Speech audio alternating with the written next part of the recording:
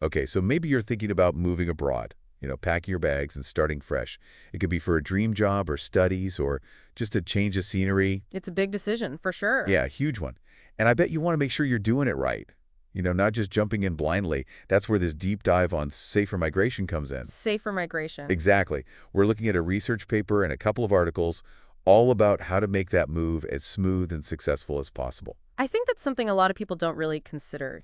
They get so excited about the opportunity, they forget about the The practicality. logistics. Yeah. So what exactly are we talking about here when we say safer migration? Well, a lot of people think it's just about avoiding danger, like scams or unsafe Right, situations. staying out of trouble. Yeah, but it's so much more than that. It's about setting yourself up for success in every aspect of your new life. So it's not just about getting there safely, it's about thriving once you're there. Exactly. Like imagine you land this incredible job in, say, Paris. Ooh, Paris. But then you get there and realize that a basic studio apartment costs twice what you budgeted for. Ouch. Talk about a reality check. Yeah, suddenly that dream job doesn't seem so dreamy anymore. So how do we avoid those kinds of surprises? Our sources keep mentioning this idea of minimizing risks, maximizing opportunities.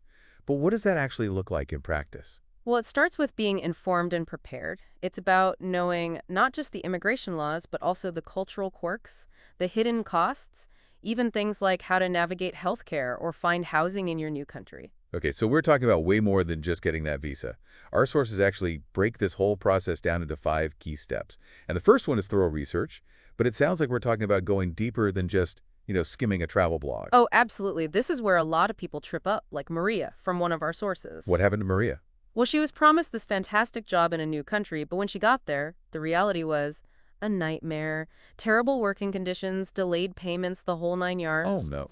And you know what? Turns out, if she had just done a bit more digging online, she would have found tons of negative reviews about her supposed dream employer. So even checking basic online reviews could have saved her all that trouble. It could have been a game changer. And it's not just about employers. Researching average living costs in your target city is crucial. There are websites like Numbeo, for example, that can give you a pretty accurate picture of daily expenses. That's super practical advice. I'm already thinking about how this could have saved me some headaches during my move to city. Okay, so research is clearly key.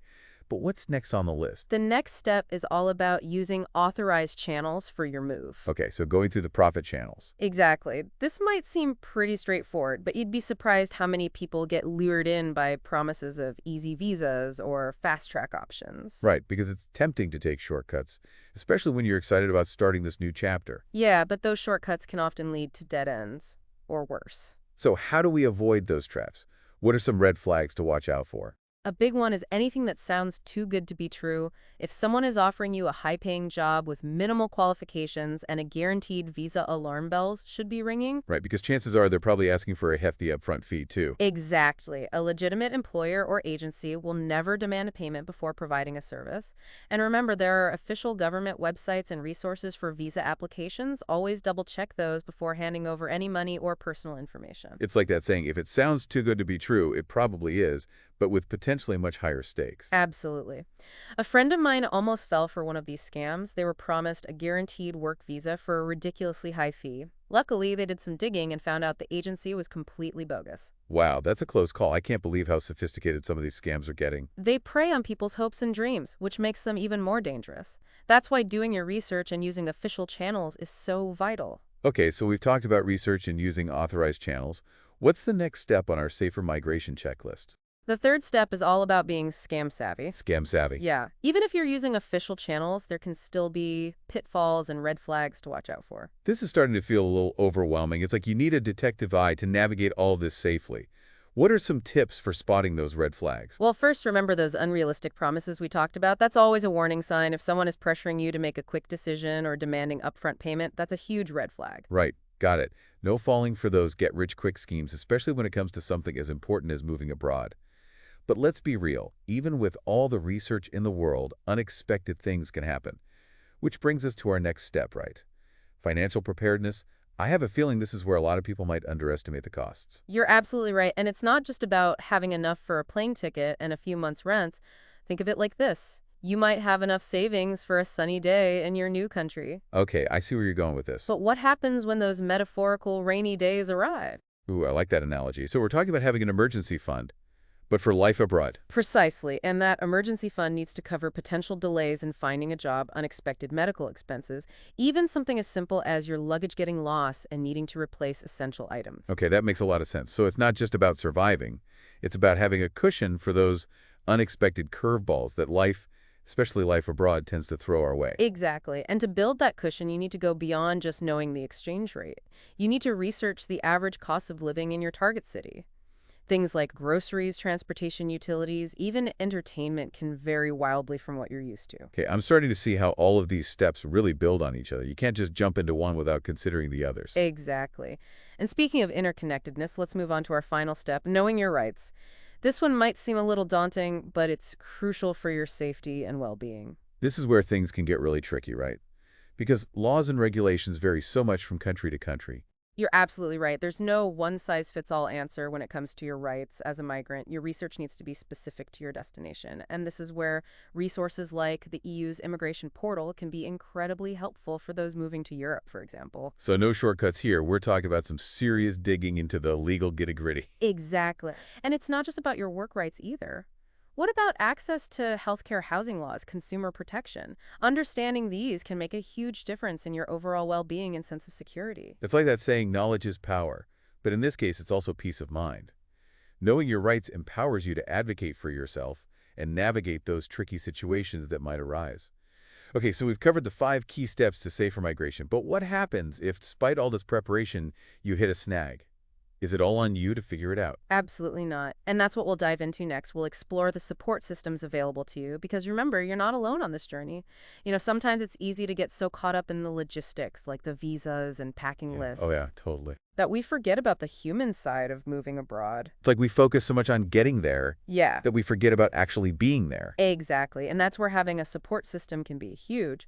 Luckily, there are tons of resources and organizations out there dedicated to helping migrants settle in and thrive. That is good to hear. Our sources mention the International Organization for Migration, the IOM. Right, the IOM. As a good starting point, what exactly do they do? Well, the IOM is a global organization that provides a whole range of services to migrants. Okay. They offer information and guidance on everything from visa requirements to cultural adaptation. Wow. They even have programs that provide practical assistance, like help with finding housing or accessing healthcare. So they're kind of like a one-stop shop for all things migration. Pretty much. And don't forget about your local embassy or consulate. They can be really helpful too. Right, they'd have the most up-to-date information. Exactly, especially for your specific destination. Okay, so we've got the IOM and embassies, but what about something a little more personal? Oh yeah, well beyond those official channels, there's also a whole world of NGOs and migrant support groups that offer a more personal touch. I was just thinking about that.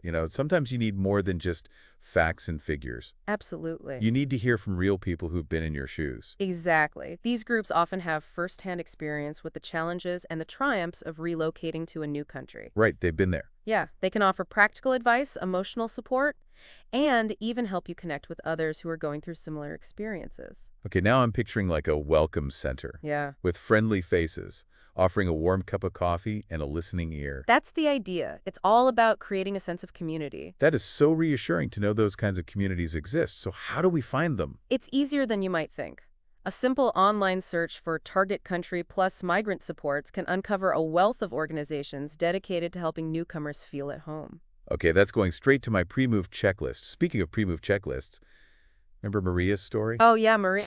It's amazing to think how those 5 steps could have made such a difference in her experience. Absolutely. If she had tapped into some of these support networks, she might have connected with people who had worked for that same company or in that same industry. And they could have warned her about the red flags. Exactly. Or shared tips on negotiating a fairer contract. It's like having a guide, someone who knows the terrain and can help you navigate the trickier parts of the journey. That's a great way to put it. So it's not just about knowing the rules and regulations. It's also about finding your tribe, connecting with people who understand what you're going through. That sense of community can make all the difference in the world. Absolutely. It can make you feel safe and supported in your new home. Okay, so we've talked about the importance of research, using authorized channels, and being scam savvy. We've covered financial preparedness and knowing your rights. Right. And now we've added this whole layer of finding support and building connections. It's starting to feel like a much more holistic approach to migration. It is. Safer migration isn't just about avoiding bad stuff. It's about creating the best possible conditions for a successful and fulfilling experience. I love that reframing. It's not just about surviving, it's about thriving. Precisely. And that brings us back to the idea of minimizing risks, maximizing opportunities. It's about taking all these steps together to create a solid foundation for your new life. So it's less about eliminating risk entirely, because let's face it, life always throws curveballs, For sure. and more about being prepared and empowered to handle whatever comes your way. Exactly. And that preparation can make all the difference between a stressful, uncertain experience and a journey filled with opportunity and personal growth.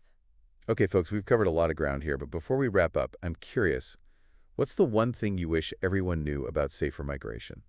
Before they even start packing their bags. That's a good one.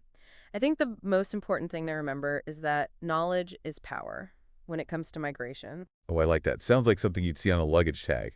Knowledge is power. But what does that actually mean in the context of safer migration? Well, it means being proactive. It means not waiting for things to happen to you, but taking charge of your own journey. So instead of just reacting to challenges as they end up, we're talking about anticipating those challenges and having a plan in place. Exactly. It's about asking yourself the tough questions before you even leave, like, what are my rights in this new country? What are the potential risks? What resources are available to me if things go wrong? It's almost like we're flipping the script. Instead of feeling like a passive passenger on this journey, we're becoming informed and empowered navigators. I love that analogy, and it applies to every stage of the process, from researching potential employers to understanding the local culture to navigating the legal system. Being informed gives you the confidence to make smart choices and advocate for yourself. So knowledge isn't just about avoiding risks. It's also about unlocking opportunities. Absolutely. When you're well informed, you're more likely to spot those hidden gems, those unique opportunities that might have otherwise passed you by. This is making me think about Maria again.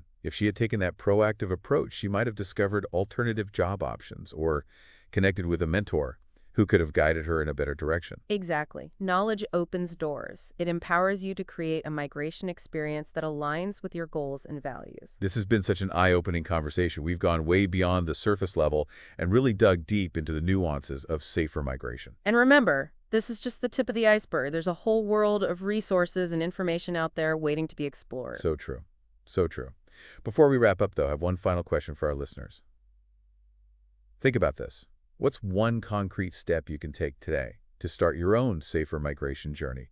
Maybe it's researching those support networks we talked about, or diving deep into the legal requirements of your destination. Yeah, that's a great challenge. Even if you're just starting to think about migrating, taking that first step can make all the difference. Well, folks, that brings us to the end of our deep dive on safer migration. We've unpacked a lot of information, shared some real-life examples, and hopefully equipped you with the knowledge and resources to make your move abroad as safe and successful as possible. Remember, this is just the beginning. Stay curious, stay informed, and most importantly, stay empowered. And who knows, maybe we'll do another deep dive on a specific aspect of migration in the future. Until then, happy travels.